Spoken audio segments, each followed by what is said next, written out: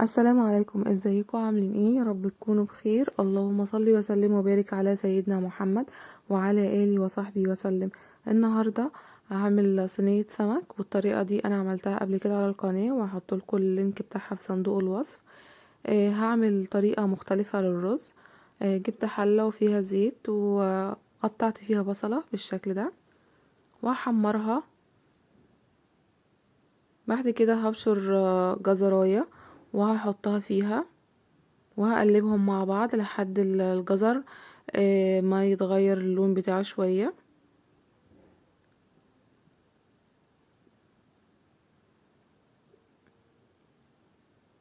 بعد كده هنزل بمعلقتين صلصة وهقلبهم مع بعض.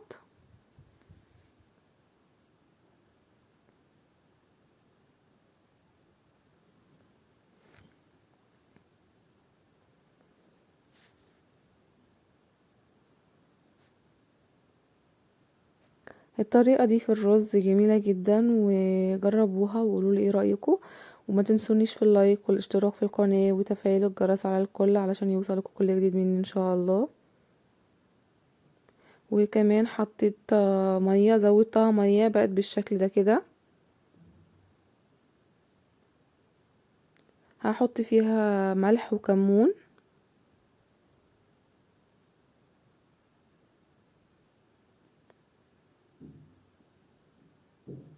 وهزودها مية وتغلي. بعد كده هنزل فيها الرز.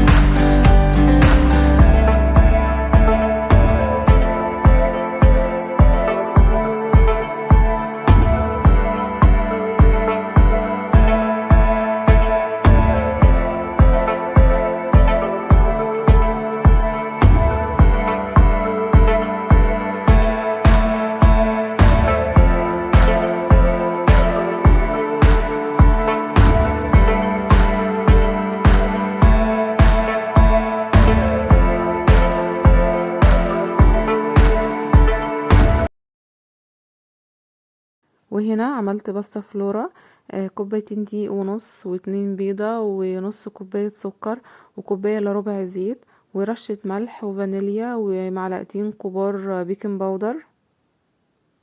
وطبعا نخلة دقيق كويس، وبشرت عليهم بشر برتقان، وهحط فيه البيكنج باودر ورشة الملح.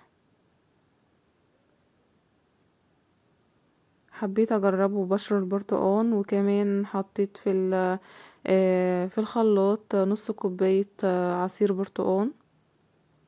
الطريقة دي جميلة جدا. وطبعا كل المكونات السائلة مع بعض، الزيت والسكر والبيض والفانيليا، هضربهم كويس في الخلاط.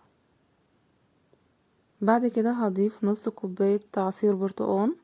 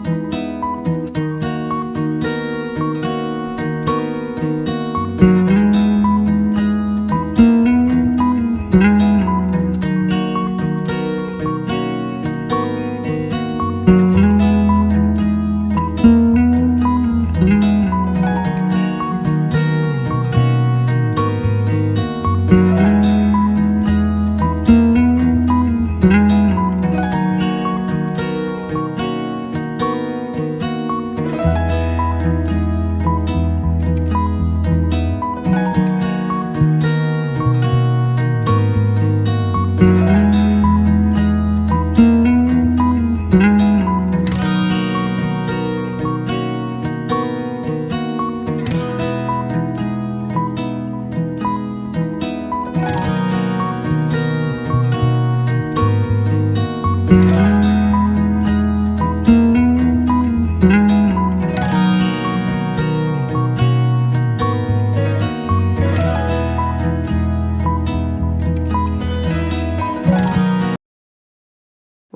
بعد ما سبتها نص ساعة جبت صينية ودهنتها زيت وهفرد نص العجينة فيها، والنص التاني هسيبها هعملها بشكل مختلف. هي ممكن تجيبي مبشرة وتبشريها فوق المربى، تبشري العجينة فوق المربى. طبعا انا حبيت اوصل لكم فكرة الباستا فلورا لازم مش لازم تتعمل بسمنة او بزبدة. عملتها بالزيت عادي وطلعت طعمها جميل جدا، بس الشكل مش عجبني لان انا كنت عاملاها في صينية كبيرة، المفروض اعملها في صينية اصغر من دي. ويا رب يكون قدرت اوصل لكم فكرتها ويكون الفيديو عجبكم، وما تنسونيش في اللايك والاشتراك في القناة وتفعيل الجرس. وكمان فكرة البرتقال جميلة جدا جدا فيها، جربوها وقولوا لي ايه رأيكم.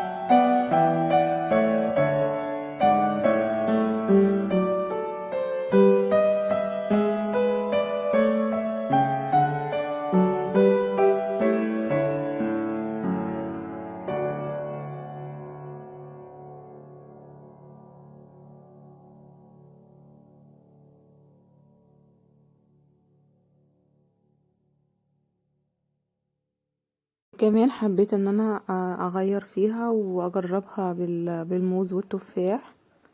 وطبعا العجينة التانية النص التاني عملتها زي شرايح وحطيتها من فوق.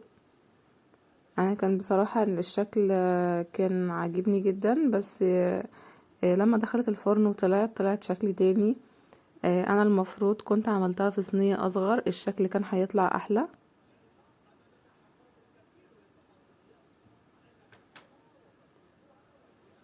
حبيت ان انا اقول لكم فكرتها، وبجد طلعت جميلة جدا كمان بالفواكه. فطبعا لو حابين نعمل اي حاجة مش لازم نقف على حاجة معينة.